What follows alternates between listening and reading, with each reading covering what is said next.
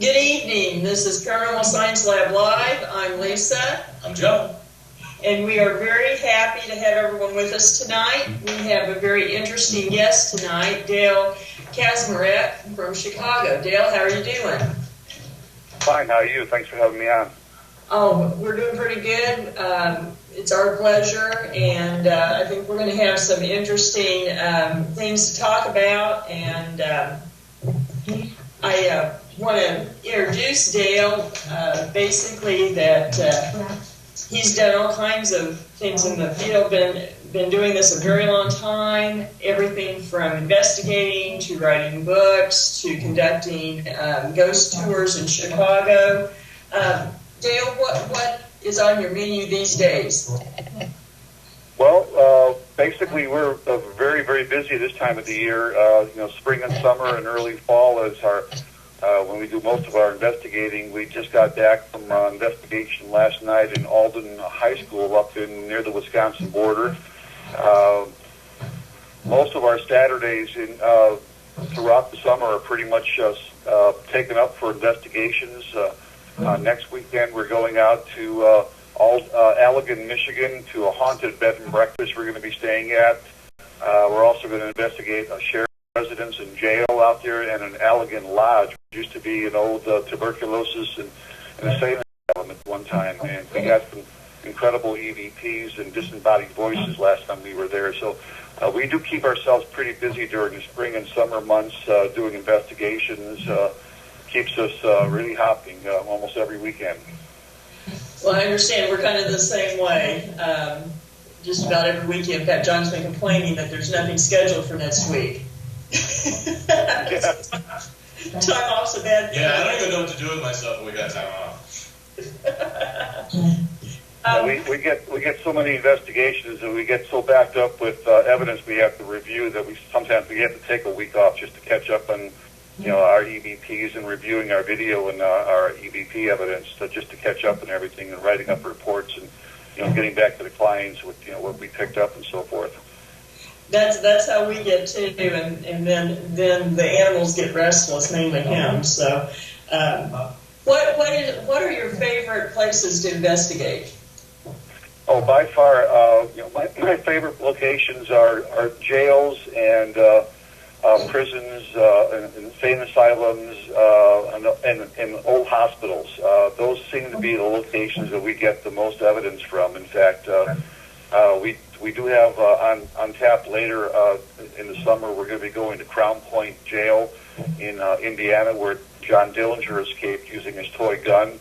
That's been a very very active location. They've actually heard his harmonica playing in his prison cell. They say if you bring tobacco and whiskey to a cell that you do get lots of responses. We're also going to be going to another hospital in Gary, Indiana, in the end of June, June 28th. It's the actual hospital where Michael Jackson was actually born, called Mercy Hospital. And it's an abandoned 5-story hospital. And the last time we were there, we just got incredible EVPs. In fact, we actually sent one of them to you that I hope we'll have a chance to play a little bit later, that we actually got on an obelisk in phonetic mode. So we're actually going to hope to do a kind of a role-playing event there in one of the operating rooms. And every time we do any type of role-playing in hospitals, we just came back from Old South Pittsburgh Hospital in Tennessee a couple of weeks ago. We got some incredible evidence when doing a role-playing event in an OR. We actually, just to give you an example, we were doing trying to put somebody under an anesthesia and told him to count down from 10 and to stop at 6 if he was going to be completely out at number 6. And something kept on counting down from 5 to 3. It was none of us. Oh, wow. Yeah, we find that too. I mean, and I know a big topic in the field right now, has been for a few years, is the role of provoking versus more encouraging or just more trigger work. And we shy away from provoking, but we find that role playing and period clothing and everything are much more effective. Oh, absolutely. I mean, we don't do any provoking at all. I mean, we use a lot of trigger objects. We use trigger music sometimes. We'll do role playing. We'll try to elicit a response by using period objects that we bring along. And sometimes playing music sometimes. We just came back from a riverboat investigation a few weeks back, and they say if you play ragtime music down there, that you often get responses. So, anything to set the mood and to remind the ghost of, the time frame that they were in sometimes is enough to get a response from spirits that may be lingering. I agree. We've had a lot of luck with those techniques too, or playing, setting up a poker game in an area where there was gambling or gangster activity, things like that. And I find those tend to be the most fun investigations with the best results. Now, I also want to familiarize people, some reviewers, with some of your written work. You are a published author, and tell us about your books. Well, I've written actually several books on the subject. I have written two on Chicago ghosts called Whitney City Ghosts 1 and 2, which are basically a collection of stories of Chicago ghost stories. Now, what really got me involved was just the amount of ghost stories in the Chicagoland area. Chicago was just a hotbed of activity. And then I began to write other books in things that I had done outside of the Chicagoland area. I wrote a book on spook lights called Illuminating the Darkness, the Mystery of Spook Lights, which were ghost lights that I had investigated all around the country, like the famous Brown Mountain lights, the lights in Rensselaer, Indiana, the Watersmeet Ghost Light, the one in Joplin, Missouri. A lot of these I've actually saw with my naked eye. Some I was able to videotape, some I was able to debunk, and some I wasn't able to explain away. And then got a little more technical. Got to write a couple of books on the aspect of ghost hunting. So I wrote one on Field Guide to Spirit Photography and a Field Guide to Ghost Hunting Techniques, which was kind of my way of showing people how to better their chances to capture things on video or on different types of cameras, and ways to enhance that rather than just taking random shots. And then also the ghost hunting techniques was showing the ways that we go about doing investigations, and how our investigative techniques actually work well for us in capturing evidence.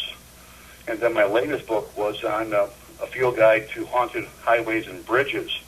And I always thought that our haunted infrastructure, all the people that die in highways, accidents throughout the years, these roads and highways, country roads, bridges, and so forth, there's got to be some lingering spirits around here. And I was able to interview quite a number of people, other investigative teams, and they had investigated some of these sites and came across some lots of interesting first-hand accounts. And there was some folklore mixed in, with some of the stories. Sometimes it was difficult to tell which was folklore, which is real. But very interesting stories all around the country. A lot of crybaby bridges, unfortunately, which not always necessarily true. But I put them in there just to show, how they sometimes differ from reality. Oh, I agree with you. Now, let's take up just a minute to talk about your book on spook lights, because and you mentioned that you covered the Joplin spook light, which is our back door, basically, because we're based in the Joplin area. Well, what were your findings about the Joplin spook light? Well, we could never ascertain that there was a natural reason for the light. I mean, I had been out there at least 8 different times throughout the years. My first time I was out there was Labor Day weekend of 1982. And we were out there back during the 1980s. Now, you got to remember the time set back there. In the early 1980s, we didn't have the type of equipment that we do have today. I mean, I was limited basically to very ancient equipment like basically cassette tape recorders. I mean, it was a camcorder. It was a very early camcorder. It wasn't like a Sony Night Shot. We had binoculars and things of that nature, and compasses and so forth. I don't even think gauze meters were out in the early 1980s. If they were very expensive. So we just kind of used the equipment at hand, and we were out there just making observations of the light. And the light was basically at that time seen almost from dusk until dawn. You know, there's very, very long intervals sometimes. Mm-hmm. And we were taking pictures. We actually got a chance to capture it on videotape, which we actually posted up on our website. You can actually see, you know, some video of that spook light from 1982 up on our website. And back at that time period, if you remember, they used to have that spook light museum down there. Oh, yeah. They had old Spooky Garland Middleton, who was the caretaker of that museum. I had a chance to meet him down there in 1982. He was a card. He was a real character, but he was a really nice guy. He had a lot of stories to tell about the spook light. And well, we saw it several times throughout the evening, throughout that Labor Day weekend. I wasn't able to explain it. I mean, it wasn't car headlights. You know, the topography of the area does not allow you to see headlights in the distance because of the trees and the way the rolling hills are. It wasn't will-o'-the-wisp. It wasn't swamp gas. It wasn't ball lightning. It wasn't subterranean gas coming from mines. You know, we literally chased this light all down these hills all night. Mm-hmm. You could never get close to this light. We did have one interesting encounter, which I posted on my website, which I cannot explain. We had several people see the same exact thing through high-powered binoculars. When we saw this light, it wasn't even on the road that evening. It seemed to be off the road, slightly off the road near a barn. In fact, it was so bright, we thought the barn was on fire. That's how bright this light was. When we looked at the light, it didn't even appear to be a ball of light. What it appeared to be was a diamond-shaped object with a hollow center that you could actually see through. You could see trees and bushes through the hollow center of this anomaly, whatever it was. When it went down behind the hill, it left behind twinkles, and the best way I could describe it was an essence of phosphorescence twinkling behind of whatever essence it left behind. It kind of twinkled in the area for several seconds. Now, I've never seen that. In all my time doing investigative work throughout, you know, the United States, I have never seen anything quite like that. And when I asked the other people what they saw, I didn't say, I had just seen this. I said, what did you just see? And they told me exactly what they just saw before I even told them what I saw. So they saw the same thing. And as we crept up the top of the hill, it came up over the hill about at a distance of about 75 feet. It went down behind the hill, again, leaving behind this little twinkling of phosphorescence. We got to the top of the hill maybe about 30 seconds later. When we hit the top of the hill, it was about a mile down the road. So it had gotten from where we were to a mile away in about 30 seconds. And then it just disappeared. Go ahead. So what this thing is, I don't know. I mean, in the strictest sense of the term, it's a ghost light. It's an anomaly.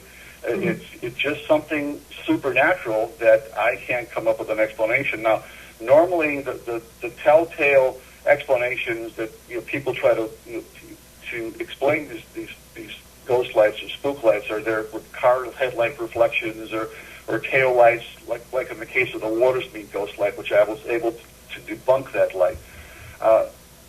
But in this case, you can tell when there's a car coming on the road. You can hear the gravel crunching. You can actually, diffuse the two headlights of a car headlight through binoculars very easily. And this was one simple ball of light that people were seeing on the road. Well, and I can tell you from our own experiences with the spook light. In fact, our team, Paranormal Science Lab, our cover photo on Facebook is a picture of Spook Light Road in the light, which I took myself. But is that it definitely is not headlights. In fact, the earliest accounts of the spook light are from the 1830s on the Trail of Tears. So definitely not headlights for that.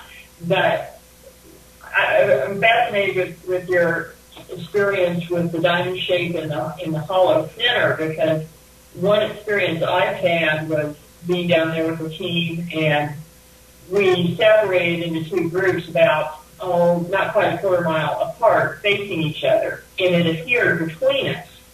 And the group that I was in, facing west, could see the spook light between the two groups. The other group could not see it, and started walking back, and as they approached it, it disappeared, and they never did see it. It was almost as if it was a one-directional phenomenon. Well, I've heard that before, where at different angles you can't see it, and you have to like step over to be able to. Well, the time I saw it was actually in the pasture. I used to live just about half a mile off there, and I was going up fishing one morning, and it was bouncing across our pasture. It was funny though, because at the time there was a coyote that was about, I don't know, half a foot from my leg. Didn't know I was there. I turned around and said boo, and bucked through his face and took off. But so it's kind of funny. I don't know if there was any effect there as far as he was concerned, but it just seemed odd that he was that close to me and didn't notice me. Especially being a coyote. I mean, they're pretty spooky with that. Yeah, that he didn't know that you had approached. Yeah. So, yeah, I don't know, it seems to almost have a space-time component to it, the way it acts. That's the same experience we had several times that we were down the road. We actually had outposts set up all up and down the road, and we had them. We had walkie-talkies and CB radios in each car, and several people from the observation point, which is near the. Cause if you remember, actually, the light is actually seen in Oklahoma, because the Spook Light Road, the intersection of Spook Light Road and that road is actually the Oklahoma Missouri border. So it's actually seen more towards Quapaw, Oklahoma. So you're actually looking into Oklahoma when you're looking towards the light. But the people at the observation point could see the light, and people further down the road could not see the light. And we were constantly saying, calling down to our outposts, why can't you see the light? You're right on top of it. We can see your car headlights, your tail lights on, to keeping the running lights on so they weren't going to get sideswiped. And you could see the light almost on top of their car, but yet they couldn't see it, and we could see them back. We could see the light back at the observation center. Exactly. Yeah, that's very typical of an experience for locals. And how does that compare to other ghost lights that you've investigated? Very similar. That seems to be a criteria for ghost lights, is that you have to maintain a proper viewing distance for the spook light. We have a spook light here, not too far away, that unfortunately does not show up with any type of regularity. It's called the Maple Lake Ghost Light, and you see it from what's called the Maple Lake Overlook. And so you're looking across a body of water. See, there seems to be like 4 criteria for spook lights. They're seen near long stretches of narrow road, bodies of water, cemeteries, or railroad tracks. They seem to be around those 4 locations more often than anything else. Here, as you look across this about 3/4 of a mile of the lake, you'll see this red, brilliant laser beam light on the far shore of the lake. But people that have gotten on the other side of the lake in an attempt to, corner or chase down this light, even though people on the other shore are still seeing the light, people on the shore where the light is actually being seen, and they're right on top of it, they cannot see the light. And that's, to me, is just, it's an impossibility unless you just go by the idea that you got to maintain a proper viewing distance for these lights. Now, I don't understand it, but that just seems to be the case, and I've investigated so many of these spook lights. Even the Marfa lights are the same way down in west Texas.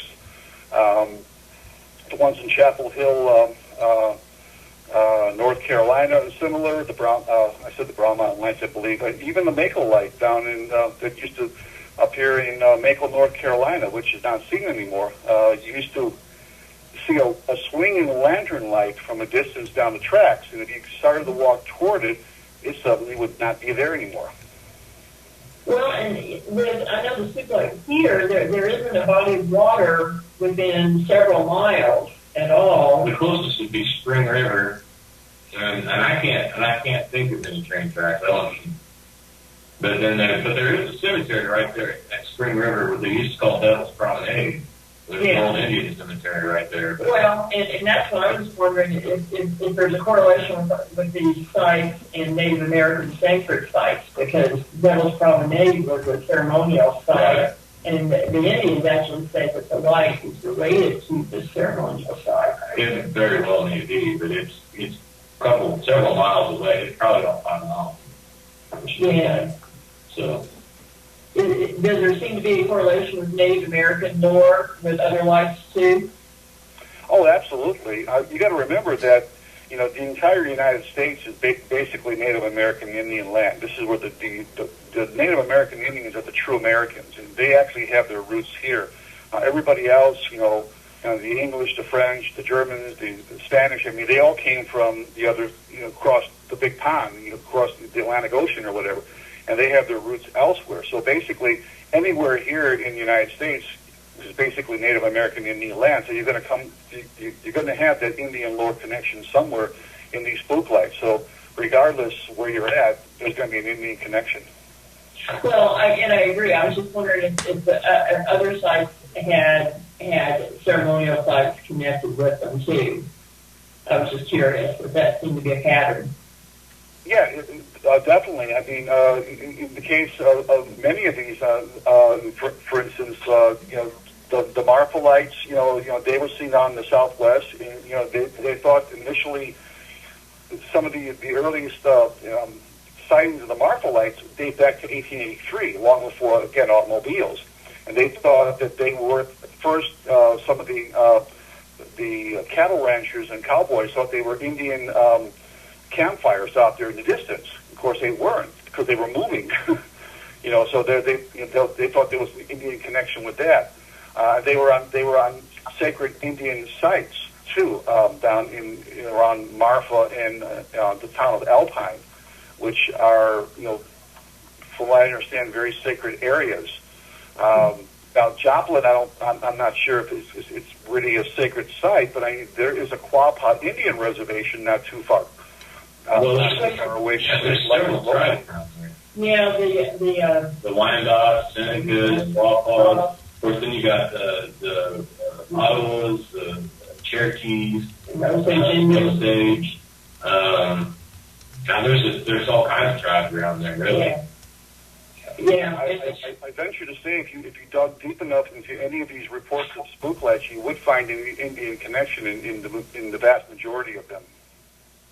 Well, I think that's a real interesting point to be made, that there does seem to be a correlation and that it's very long standing. It's not something that's technologically based, that they've been seen for hundreds of years. You want to try to get those clips in there?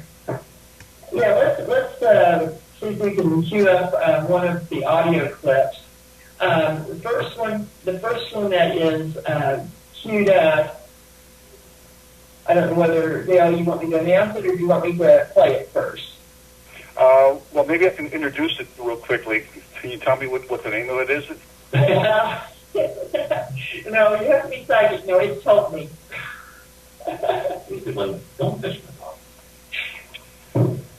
It's called what? Help Me. Help Me. Oh, okay, Help Me. That was one that we were in the Theater Guild in Webster Grove, Missouri. It's a theater, and we had actually set up. This is the very first time we had set up a Van de Graaff generator, which actually generates a huge electric static field, and we were using that. You might hear a lot of background noise from that, and we were just asking an EVP just questions, and you're going to hear a raspy voice, a female raspy voice, several times say, "Help me." It's very raspy that comes through. Okay, are we ready to play? Oh, Yeah, yeah. let's do that. Okay, let's go ahead and we'll play it now. We have a couple of devices out here also that can hear your voice. If you want to talk to us,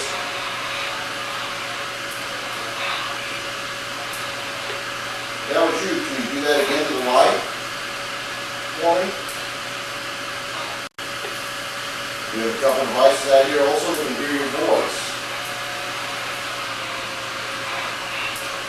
If you want to talk to us,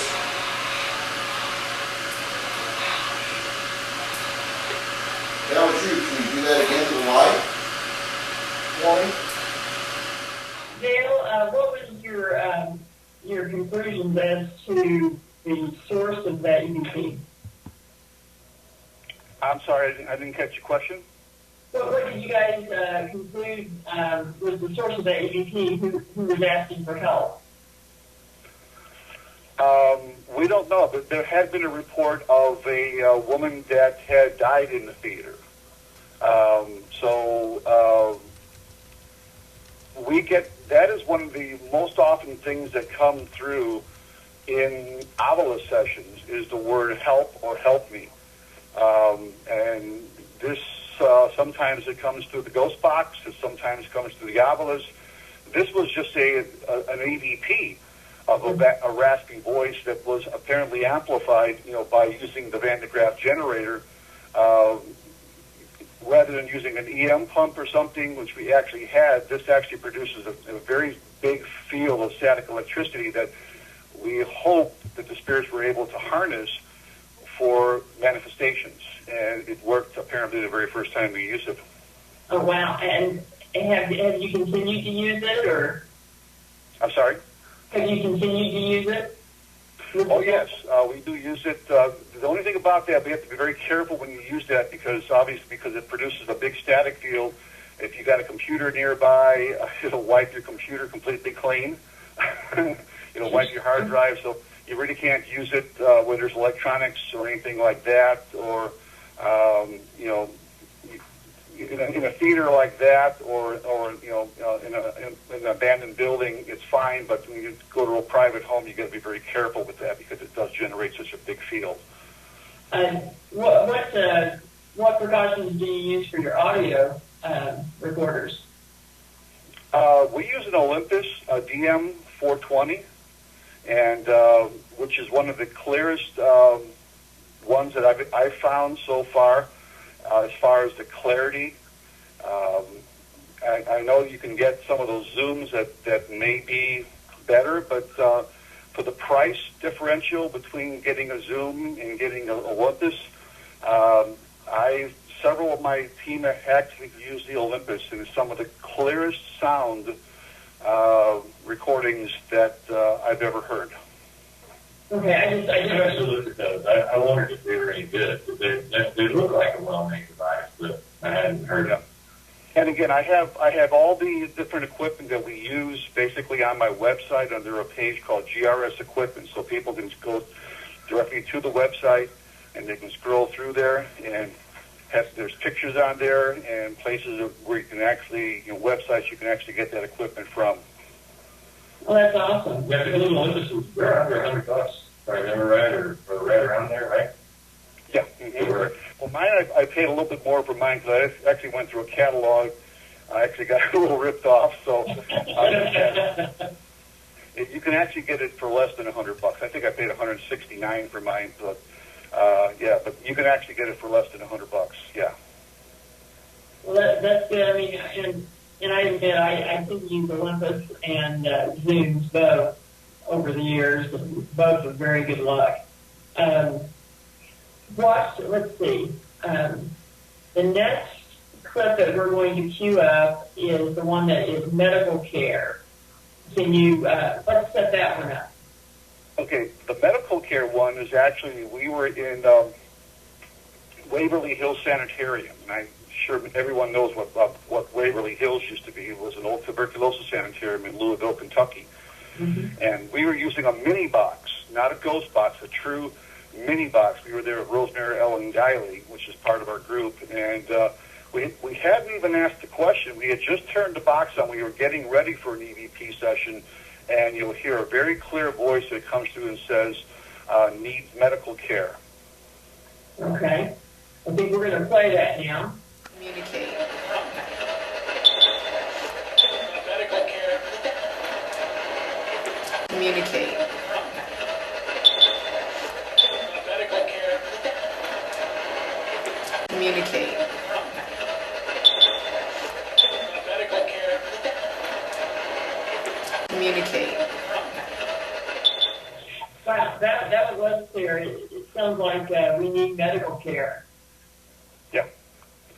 And just from where we're at, considering we're in a tuberculosis hospital, I mean, that makes a lot of sense. I mean, having that come through as a random radio signal, I don't buy it. And it's coming through, you're scanning very, very quickly, random channels.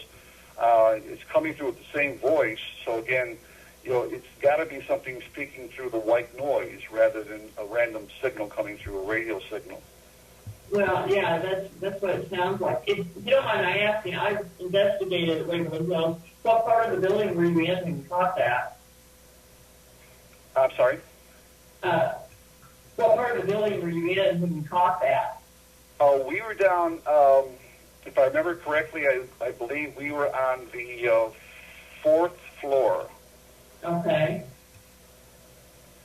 If I remember right, that's mainly patient rooms, isn't it, on that floor? Yes, it is. Uh-huh. Okay. And so basically there wasn't anything running other than the white noise then? No. Wow. That's pretty good. That's a good EVP. The next one that's going to be queued up is therapy. Okay, this is the same location, Waverly Hills, and again, you're going to hear a voice that says, needs therapy. It's the same voice that came through before that says, need medical care. Okay, we're going to queue it up. Right in the center. I love it.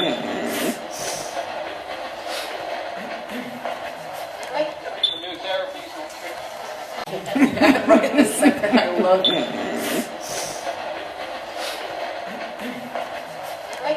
New therapies. Right in the center. I love it.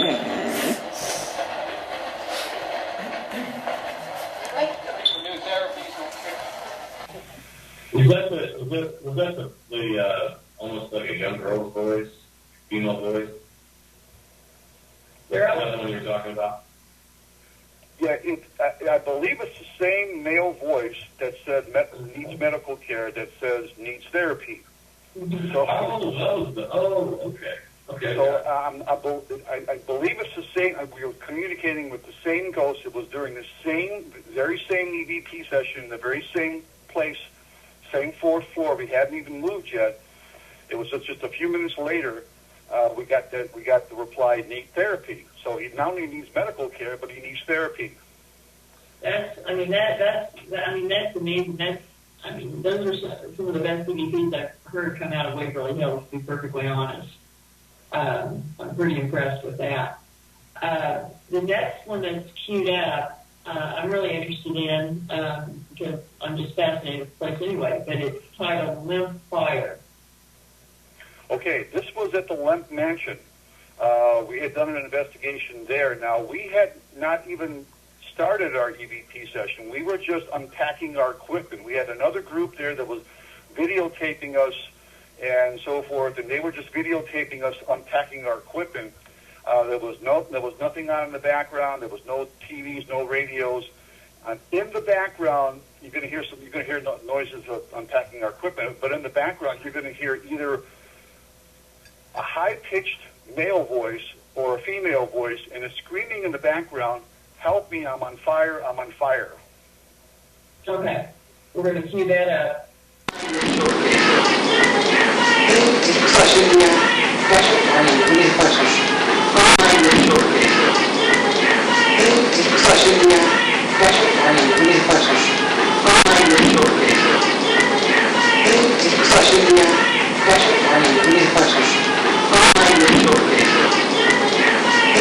Question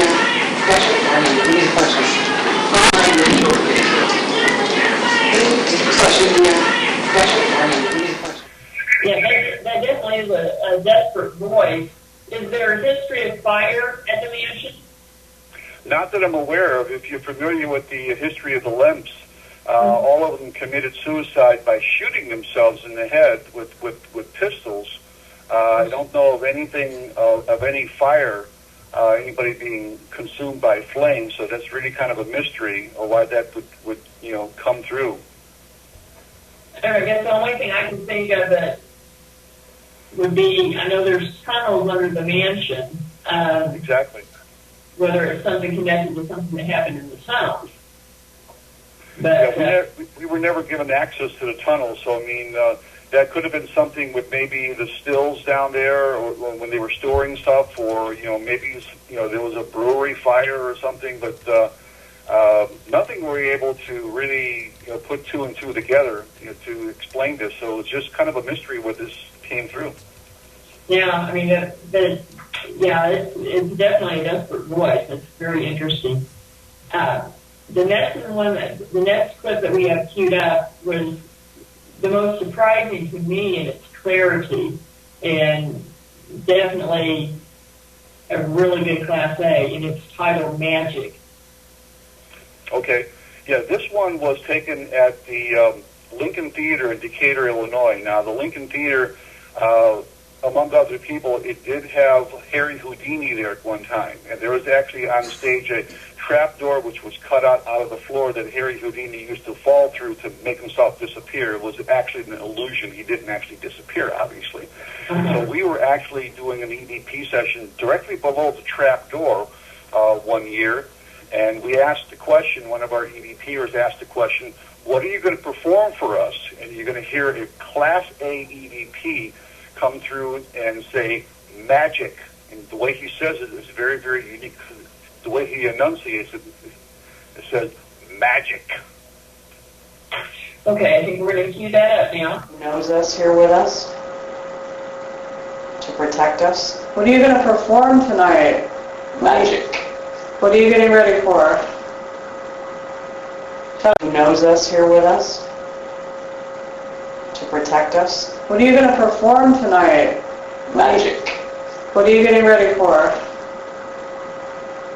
Who knows us here with us to protect us? What are you going to perform tonight? Magic. What are you getting ready for? Wow, I mean, that's an amazing clip. And obviously it wasn't something that somebody heard, like a disembodied voice, because you can see they went and they asked another question immediately. So if it was something that somebody heard or somebody said that, they would have tagged it as an extraneous sound or a noise or something. But the very next question was asked right after that, so obviously nobody heard that at the time. So that came through as simply an EVP. Well, I'd be really interested about the voice, because it was a very distinctive voice. Yes, it was.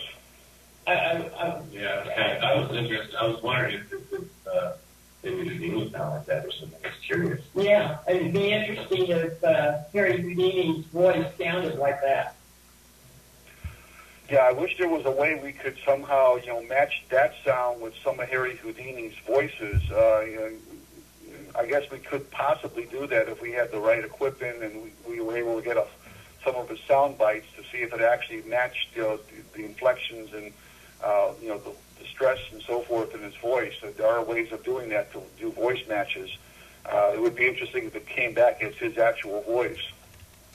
Yeah, I think if you came back with a voice match on that, that would be just stellar. I mean, obviously it was a unique accent, not someone that is living in modern Illinois, probably. What's your favorite evidence that you've ever caught? What is my favorite what? Evidence that you've ever caught. Oh, would be, I don't know, I caught some amazing stuff here. I really can't say for sure. I mean, I caught some full-bodied apparitions actually on videotape. I've actually caught moving shadow figures on videotape. Video obviously is so much better than audio, in my opinion. I mean, I love EVPs. You know, don't get me wrong. EVPs are probably easier to come by than video.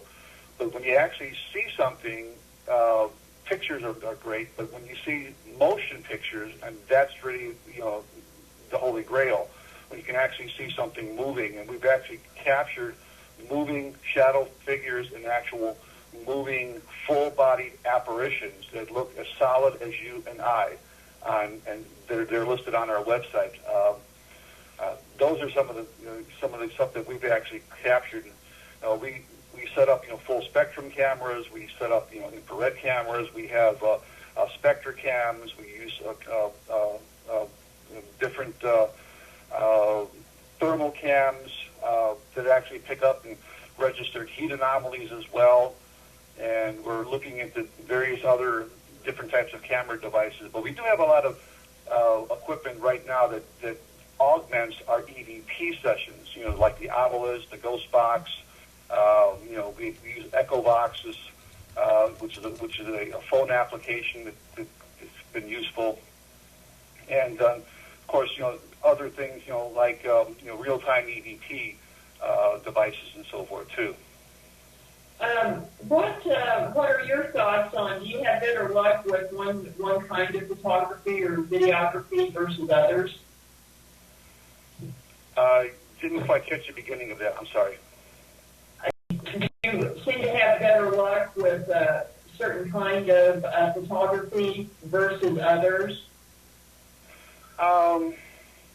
Well, again, video is probably not as easy to capture, obviously, because you really got to be facing just the proper location. I mean, where audio, you can be in a room and the ghost can be anywhere around, and you're going to pick up the audio, because we actually have what's called 360 microphones that will actually pick up in a complete circle, 360 degrees around. So you don't have to necessarily point your microphone or condenser microphone towards the direction where you think the ghost is. You can put what's called a 360 microphone in the center of the room, and it'll pick up noise from the entire room in a circle. Where the flip side of that, if you're shooting video, you're only taking in a small section of the room. So if you're not pointing it at the right section of the room, the ghost might be behind you, and you might miss that. So obviously, It's much harder to capture stuff on video or pictures, unless you have multiple cameras set up, which we often do, but sometimes even with that, we don't catch a lot of video. We always seem to catch more audio than video. And I agree with you there. I was kind of wondering, do you seem to have better luck with a certain kind of illuminator, say IR versus UV versus, a complete full spectrum, etc.? Well, we actually have a high definition full spectrum camera, which actually shoots in 1080p, which is not, you don't get that kind of gray, green kind of fuzzy look like you do with some IR cameras. It's a full high definition 1080p, which is really good, and we've actually picked up a lot of stuff with that full spectrum camera. We have a SpectraCam too that you can actually place in a room, and if there's any motion at all or anything changes, it'll actually put a box around the motion. It'll actually track motion in a room. Oh, wow. So when you go back and review something, you don't have to sit back and necessarily watch a screen forever and ever. If something moves, or if there's a change even in the light of the room, light, shadows, darkness, it'll box the area and follow that area through the room. So video review is so much easier using the SpectraCam. That's interesting. I haven't played with that one yet. We have another clip that we want to queue up. It's the one that's titled "Not Scared of You." You want to set that one up? Sure. We were over at the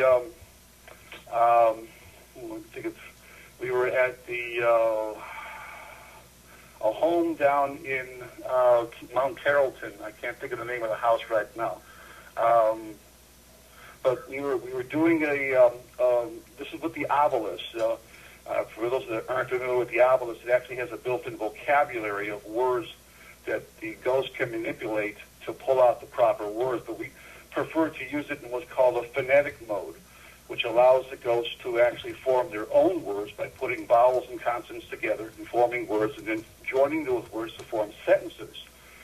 And we were asking questions, and I think just at this time, I don't think we were even asking a question, and all of a sudden it spits out this entire long sentence in phonetic mode using the speech synthesizer that's built in, and it says, I believe it says, I'm not scared of you.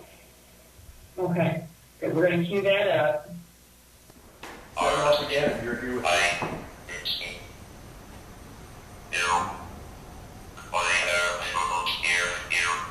Goodness. Are you scared of you? I'm not scared of you? Is that this? That's what it sounds like. I'm not scared of you either. Start it off again if you're here with us.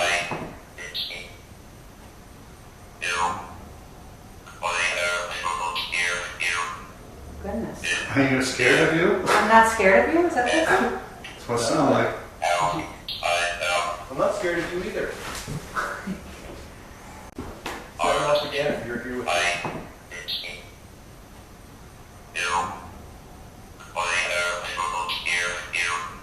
Goodness. Are you scared of you? I'm not scared of you? Is that this? That's what it sounds like. I'm not scared of you either. And Dale, did that sentence, did it make sense considering the claims in the house? Well, it seemed like whatever was there, for some reason, wanted to hide up in the attic. Right before that, I could have sent you kind of a companion clip that went right before that. It kept saying upstairs, stairwell, stairway, stairs. It kept saying like they wanted us to go upstairs, and then we wanted to try to give this ghost some space, so we didn't go up there.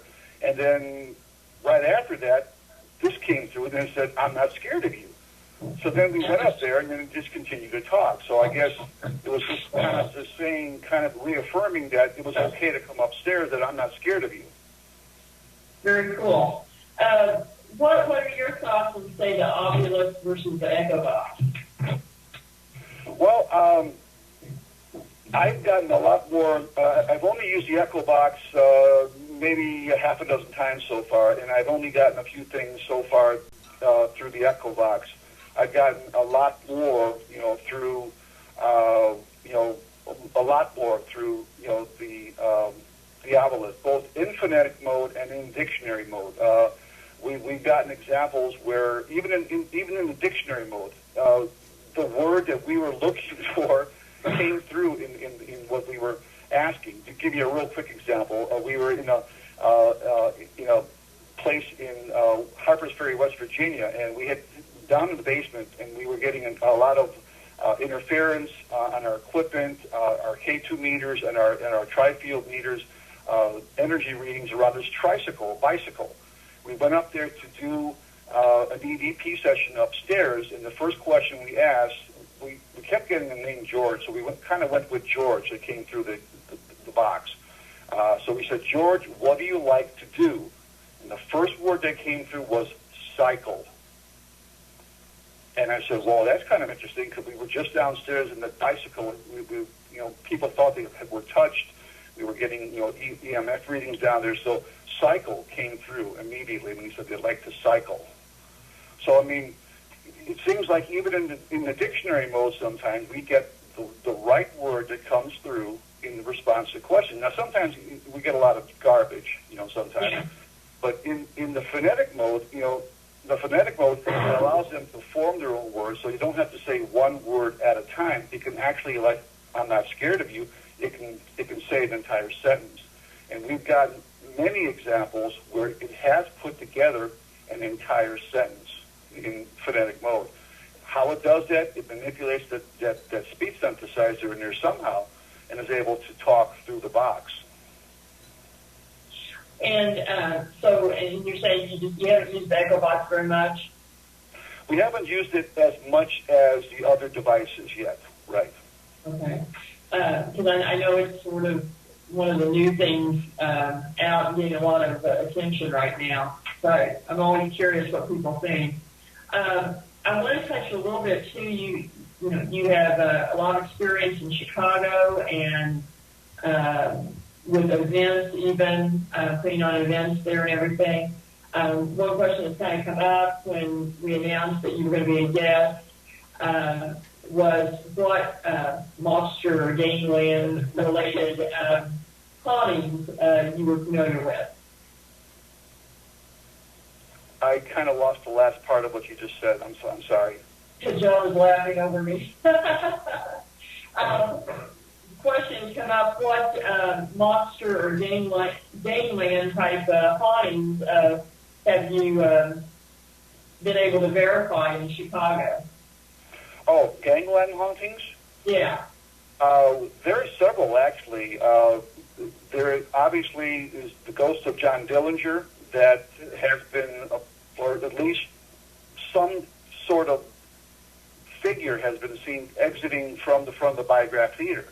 And we know that John Dillinger was killed at the Biograph Theater in July of 1934 by government agents as he tried to make his way towards an alleyway. And there has been a kind of a semi-transparent bluish-gray silhouette shape that has, on occasion, been seen to exit from the theater, run quickly kind of south on Lincoln Avenue towards that alleyway before it just disappears, almost like a kind of reenactment of how Dillinger died.